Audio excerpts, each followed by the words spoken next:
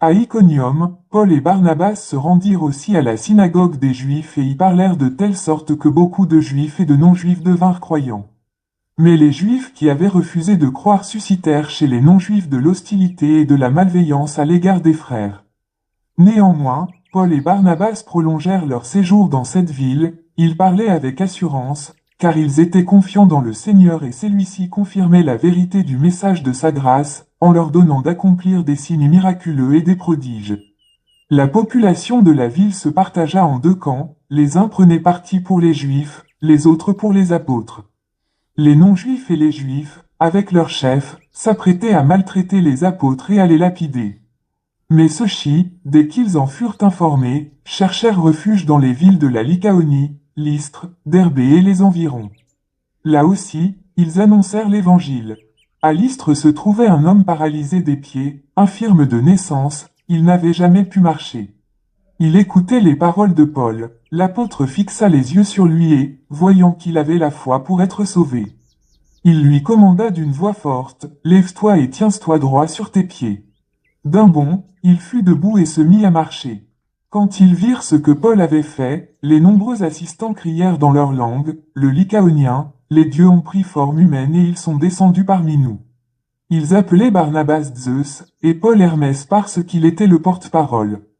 Le prêtre du dieu Zeus, dont le temple se trouvait à l'entrée de la ville, fit amener devant les portes de la cité des taureaux ornés de guirlandes et de fleurs. Déjà il s'apprêtait, avec la foule, à les offrir en sacrifice. Quand les apôtres Barnabas et Paul l'apprirent, ils déchirèrent leurs vêtements en signe de consternation et se précipitèrent au milieu de la foule en s'écriant. « Amis, que faites-vous là? Nous ne sommes que des hommes, nous aussi, semblables à vous. Nous sommes venus vous annoncer une bonne nouvelle, c'est qu'il vous faut abandonner ces idoles inutiles pour vous tourner vers le Dieu vivant, qui a créé le ciel, la terre, la mer et tout ce qui s'y trouve. Dans les siècles passés, ce Dieu a laissé tous les peuples suivre leur propre chemin. Pourtant, il n'a jamais cessé de leur donner des témoignages de sa bonté, car il vous envoie du ciel la pluie et des fruits abondants en leur saison.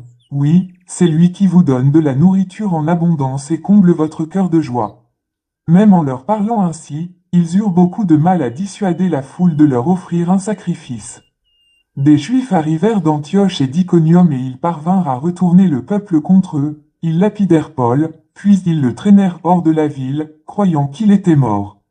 Mais quand les disciples se rassemblèrent autour de lui, il se releva et rentra dans la ville. Le lendemain, il partit avec Barnabas pour Derbé. Après avoir annoncé l'évangile dans cette ville et y avoir fait de nombreux disciples, ils retournèrent à Lystre, à Iconium et à Antioche.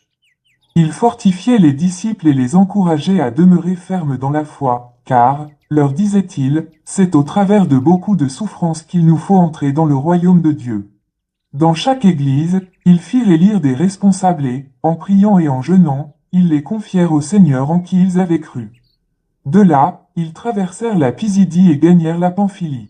Après avoir annoncé la parole à Pergé, ils descendirent au port d'Atalie. Là ils s'embarquèrent pour Antioche d'où ils étaient partis et où on les avait confiés à la grâce de Dieu pour l'œuvre qu'ils venaient d'accomplir. À leur arrivée, ils réunirent l'église et racontèrent tout ce que Dieu avait fait avec eux, ils exposèrent, en particulier, comment il avait ouvert aux non-juifs la porte de la foi. Ils demeurèrent là assez longtemps parmi les disciples.